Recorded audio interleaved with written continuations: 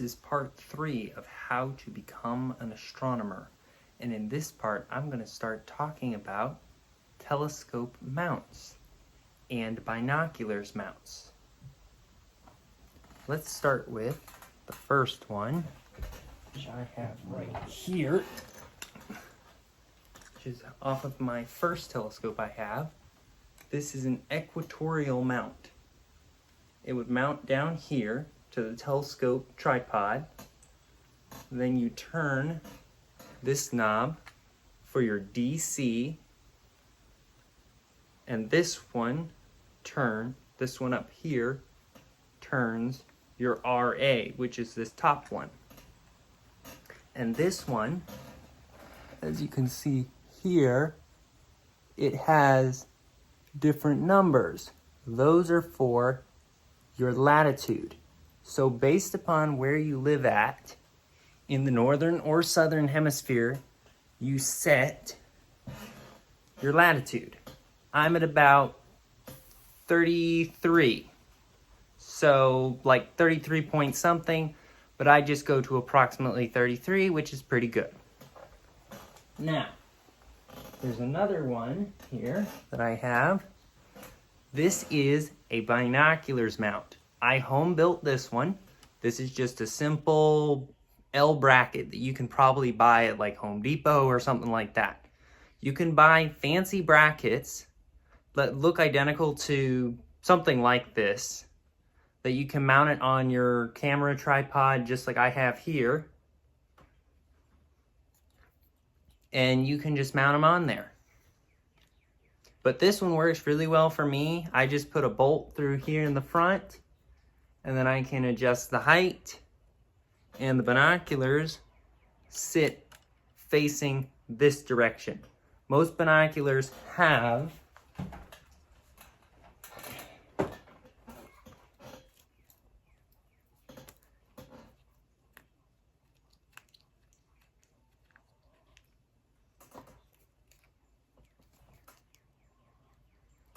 right up in here a little 1/4-inch screw hole to attach them to any bracket mount. Most of the ones I've seen.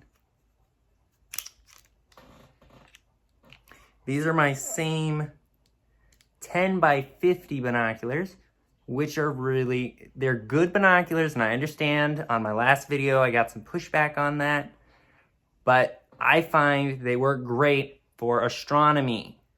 To clarify, I have a feeling that the person who made the comment does a lot of bird videos, and they don't know about for astronomy things. Because really, for astronomy, you're just looking for whatever you can hold in your hands. You're not worried about it. But, like I said, with this, you can go even bigger. Now, I'm gonna open up another one. Is a forked alta-azimuth mount.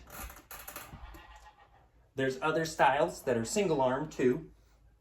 This one's just a forked version. Meade really likes to build them with forks.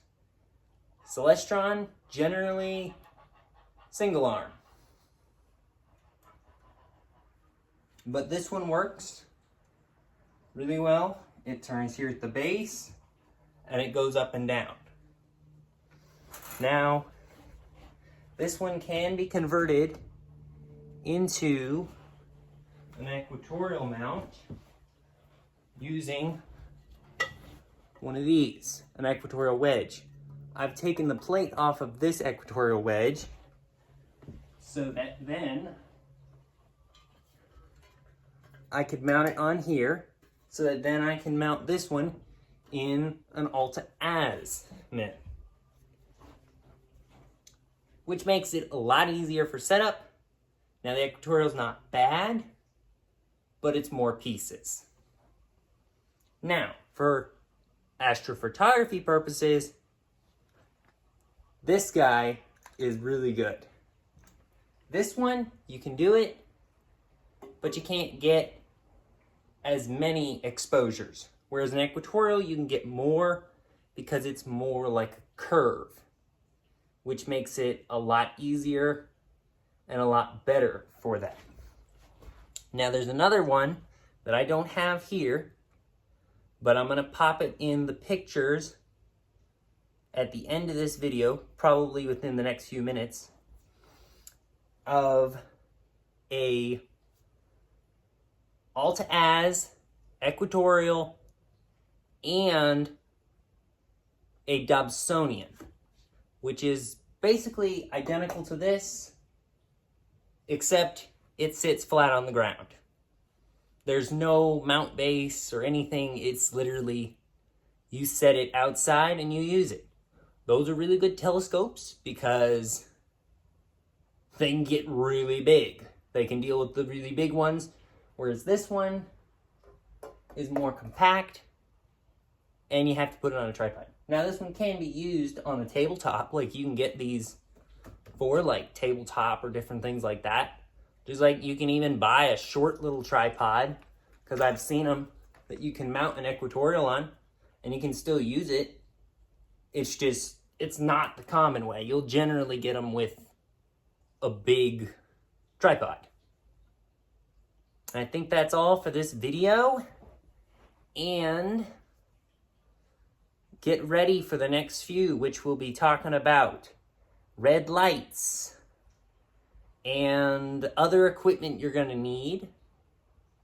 And then we'll also talk about how to take observations, how to apply what you've learned here, and all the different stuff. Let's continue on.